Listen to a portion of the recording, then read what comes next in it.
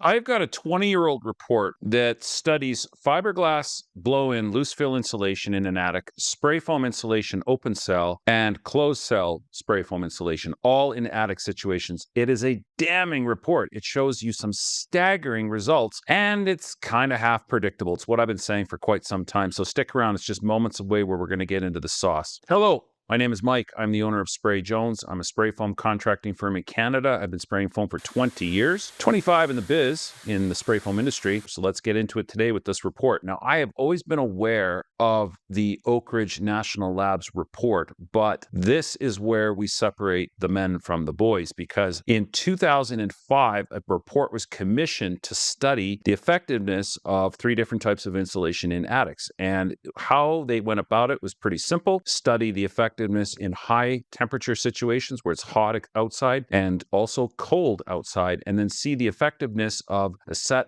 value of blow-in, 14 inches in the case of fiberglass, 4 inches in the sense of closed cell, and 5.5 inches in open cell. I'm going to show you what that report says, and then we're going to take a look at how I've set my attic up and show you why this is the modern way to do things. Now, this is a 2005 study, and it states here that for years, spray foam contractors have been frustrated by prescriptive building code requirements that mandated extremely high R values in attics, particularly in cold climates. For example, in Wisconsin, R values are 49 are prescribed in attics. In order to provide more realistic evaluations of insulation systems, Oak Ridge National Laboratories developed a large-scale attic climate simulator that could provide data on how efficiently insulation systems rated R values matched up to more real-life performance. In July 2005, SPFA contracted with R&D services to test low-density, water-blown spray foam insulation, 2-pound density HFC 245FA blown insulation systems in an attic thermal performance climate simulator at Oak Ridge National Labs. The SPFA assemblies were compared to a typical blow-in fiberglass insulation attic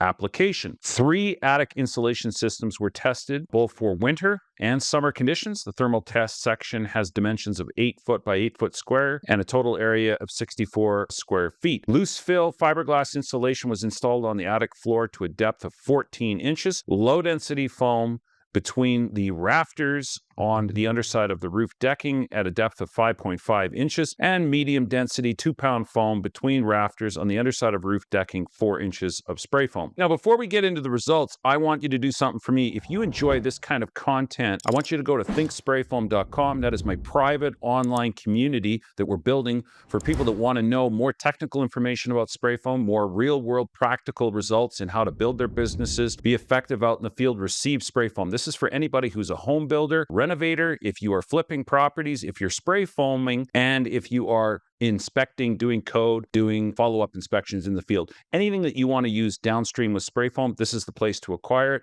Post pictures, do videos, ask questions, have access to technical documents. I'd love to see you in there. It helps me support this kind of work. Go to thinksprayfoam.com. Love to see you in there today. All right, the test results. I have been saying this for years. Closed cell and open cell spray foam. But I'm a big fan of the closed because I'm in the cold weather climate, so we don't want to deal with secondary vapor barriers. We don't want to spray them on. We don't want the reservoir capacity if there's a leak on the roof deck. I think open cell foam is fine for the more southern climates to go to the underside of roof decks where the majority of your time you're going to be in sunny and warm and more moderate temperatures. But when you get into the extreme colds where you got a lot of high snow load, high bulk water inload that's trying to come into the structure, I think closed cell is the natural born default to go to. Why? It's water impermeable. It adds structural support massively to the roof deck, stops the water from coming in. It is its own air, water, vapor barrier all in one. And if you're going to have shingles that are going to peel off or blow off in a storm, you're in a high wind load area, closed cell is the natural one to be choosing because you're not in a panic where there's going to be water coming in. So I've been saying it for years that the resilient factor of what closed cell spray foam can give to the underside of the attic is how you want to build a modern attic. Otherwise, you're wasting thousands. Like the fibrous industry and cellulose industry, it's the lowest common denominator to get into. It's the cheapest point of install, and it doesn't save you. It doesn't maximize space, and it doesn't save you in resilient construction and in what can go wrong. Here's the test results that we've got from this. Let's back it up with some sauce here. The test results demonstrate that both low density and medium density spray foam installed to the underside of the roof deck in attic assemblies maintain a much higher effective R value at both low and high temperatures than the fiberglass insulation systems. The spray foam systems maintain 74% and 83% respectively reported R value at low outside temperatures, compared to, get this, 46% for the fibrous assemblies and 61% and 67% of reported R values at high outside temperatures, compared to 51% for fiberglass. So fiberglass is losing anywhere from 46% to 51% of the total insulated ability. Boom. That is a staggering result. So if you're installing R40, you're getting R20. You're losing 51%. It says here that attic temperatures of low density and medium density spray foam assemblies averaged 77 to 78 degrees Fahrenheit at high outside temperatures and 60 to 61 Fahrenheit at low outside temperatures, compared to an average of 107 degrees at high outside temperature and 7 degrees at low outside temperatures for fiberglass assemblies. It said that this statistic is important for buildings that have ducts and HVAC units in attics. The high and low attic temperatures require much more energy to heat and cool and contribute to wider temperature ranges between levels of buildings. So the modern way to build is to build your engineered attic system and put the spray foam insulation to the underside of the roof. This is going to now cathedralize the attic space. We're not talking about a vaulted ceiling. You can have a vaulted ceiling where the drywall is following parallel or close to parallel with the roof line, but I'm talking about where the spray foam goes to the underside of the roof and maybe your ceiling is going to be flat. And in that situation, the attic is going to be resilient, where it's going to have structural support. It's going to have waterproofing. The fact that the air is not being able to come in means truss uplift is dramatically reduced or strengthened. And then secondly, you're not allowing sparks and embers to come in through vents. You're not allowing, and in the case of wildfires, and if there's a building going on fire next door, you're less likely to have those hot sparks and embers coming in, which is a really big consideration now with all some of the wildfires, grass fires, even construction problems that are happening in new neighborhoods. It's better with insurance companies to have these areas sealed off with the attic, and then the spark ingress is not coming in through the vents. I've even seen it start to become requested as code in some municipalities where the homes are stacked together and close to the property line. They do not want vents on the closed property line side. So the closed cell and open cell foam makes a perfect example of why you would want to go this way. Secondly, when you're having HVAC equipment and ductwork in, this is a no-brainer. Have it all inside conditioned space. You want it to be warm. You want it to be dry. You do not want to have extreme highs and lows. But I'm finding this 51% to just be staggering. Like, why would I want to go with an old-fashioned attic, insulate the ceiling, have all the problems of all the bats, the bugs, the mice, the ingress, the sparks, the dirt getting inside my building, have nothing to do with truss uplift. I've got a water leak in the roof. It's coming into the attic, wrecking the insulation. It's wrecking my drywall. It's wrecking the interior space. If I peel shingles off the outside of the roof in a big windstorm, I'm in a panic. I got to get these things fixed because there's seams in the roof, depending on how you're building your roof these days and with what products. There's just a whole lot of reasons why the old-fashioned conventional system has only one thing going for it, and that's cheap. But you'll see when you're losing 51% of the insulating ability in these extreme situations of high and low, why would I ever want it? I live in Canada. We see a lot of condensation problems with attics that are done to R40, R50, R55. They can't deal with the air leakage. There's a lot of penetrations. There's a lot of air leakage going through the roofs, into the attic assemblies. The underside of the roof is frosting up. And then when you have snap turnaround temperatures where it goes from extreme cold to fairly mild and the sun gets beating down on the roof, that ice, that moisture, which is frozen in time, is released, it melts, and it comes raining back down. You've got attic rain, you've got condensation building up inside the attic, raining back down in the insulation and getting it ruined. We get a lot of calls, people saying, hey, it was really, really cold the last 2 weeks. Now it's warmed up and I got a huge amount of condensation problems. I'm having water pouring out of the lights. I got it dripping. It's leaving stains on the drywall. In fact, I've had a lot of builders that have said, listen, if you're going to go with fairly complex, a lot of pot lights, a lot of penetrations, a lot of angles and what have you, a lot of cheek walls and what have you, they want a closed cell spray foam system in the attic assembly. Now, I am going to show you exactly how I've built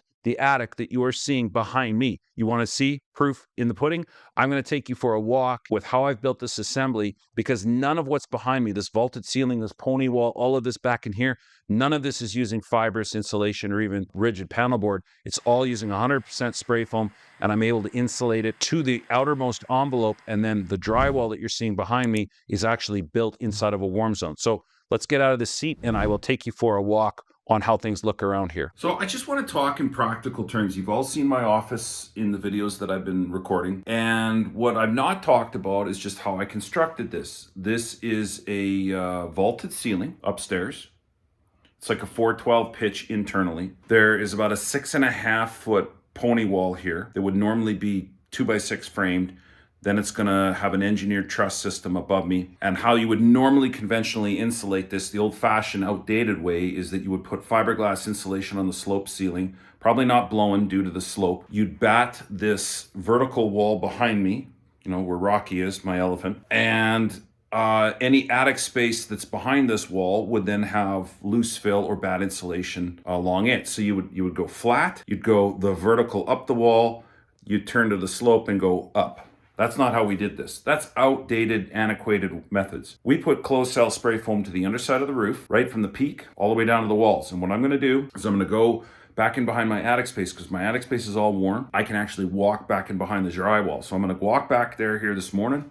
I'm gonna take a look and I'm gonna let you see it of how practical this is, how new this is, and how much freedom this offers. And that anything less than doing this kind of stuff is cheating you out of additional space and newer, better methods that yield better results. So let's go take a look. So here we are, and we're in the attic space, and we can see how the ceiling vaults up. Now this is flat ceiling attic. This is past where we were. I'll take you into that in a second, a little bit more so you can see. But you can see as I tilt the phone up how the spray foam goes to the underside of the roof, and it keeps going. Like there's piggyback trusses that go all the way up, and the spray is to the underside of the roof deck. So that means everything below the trusses is storage. So you can see I got like the Christmas decorations, I got boxes. It's a mess in here, but it's not supposed to be presentable. Point is that I'm capable of walking around in here. I've actually got plywood down on the floor, the bottom cord of the truss. It's solid. I can walk around, I can put storage. I got a couple hundred square feet worth of storage up in here. And I'll show you how you can walk around and get access to everything in the space. Normally, this would just be blow-in insulation on the ceiling. This would be freezing cold, dusty, dirty. You know, you'd have an access hatch to get in here. I've created a hatch that's actually a little cubby door. And then I've sprayed everything and kept it all warm. And I'll show you how I've done this. And this is like the beefiness of how the girder truss is combining the garage to the house. This is now over top of the garage. And again, it's all spray foamed, non-vented, all the way up. Vaulted ceiling. So I have a true bonus space over top of the garage, an extra 800 square feet. And that is how we insulate it. Easy. We can do the tie-in from roof to roof. My roof deck my whole roof is 13, going on 13 years old. You can come up here at any time of the year and see what's going on. You can see if something's dripping or not working. You can see how the trusses are doing. If you need to fish a wire, run a line, or make a change, you can get up and into there. Piece of cake. So now we're into the actual portion where this is the pony wall. There is the vaulted ceiling. It just keeps going up and up and up all the way to the peak. So it really doesn't matter where, you know, your drywall is going to be, because this normally would have held bad insulation, and they would have gone and put strapping to keep the bad insulation from falling down. Problem with that is that it's open. The backside of it is open to the freezing cold air, and there's really nothing stopping the cold air inside the attic from going through the bat and then making my gyprock freezing cold. And they're catching on to this, where a lot of times now they're sheeting this like they would treat it more like an outside wall, because it is. Sheet it and at least give some attempt to stopping the vented cold air from going through the bats. To me, that's just outdated, old-fashioned thinking. So here's our spray foam going down. And And there's a duct to return air. And you can actually see at the far end, that's the stairwell going up to the second level. That's how the stairwell is framed out. But you can walk in here. I got to throw some more boards down, but I've got, boards to walk upon. And now you're all inside of warm zone. And I mean, how well does this work? Well, I had a minus 41 Fahrenheit. That's minus 41 Celsius. They're the same. Minus 40 and minus 40 is minus 40. It was minus 40 here the first week of February 2025.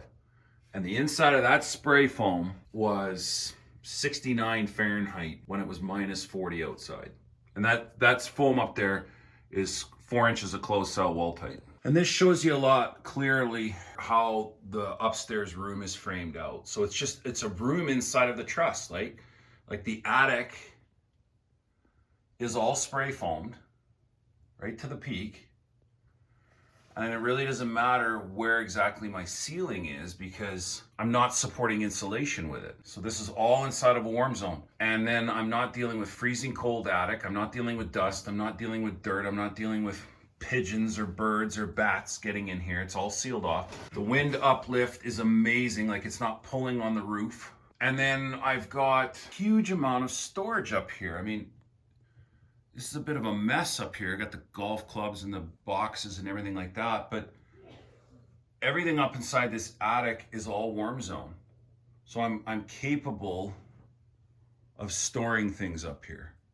Why not? If I'm going to be insulating it, why not have it as effective storage? So I've picked up, a good, I would say 300 square feet of storage. Yeah, I think this is the future of how resilient construction is. You're not letting dust, dirt, bats, animals into the attic, sparks from fire, but just the dust content that isn't coming into the attic space is huge. This attic is clean, it's dry, I can access it 24/7.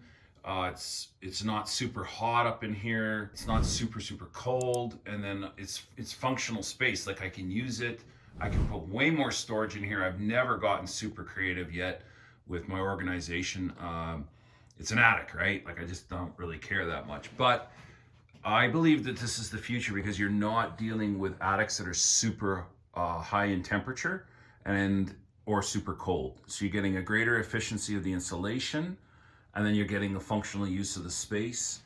And if you're getting shingles that have peeled off or whatever, you're not having instant water coming down and inside the attic and wrecking the house. So now that we've taken a look at my attic and walked all around, you can see why this is the modern way. This is 13 years. I'm not having a problem with this. We live by this every single day of the week in Canada where it's really cold, really hot. It's hot in the summertime, but it's really cold for, a good 90 days of winter. We can get all the way down to minus 40 Fahrenheit. This is the modern method of what you want, whether you're in Florida, climate zones 2, 3, 4, 5, 6, 7. I believe in using this anywhere and everywhere that you're going to do construction. Why? Maximizing the space that I've just shown you inside the attic. You can run ductwork, you can have storage in there. All the perks that I've given you about the underside of the roof deck, truss uplift, wind problems, mice, bats living in there. All of that. This is the modern way to build. In fact, if this was the established norm, we wouldn't want to go back to just putting insulation down on the ceiling. You lose too much space, and the only thing that you're going to gain on any of this is just an extremely low install capital cost. But the problems, the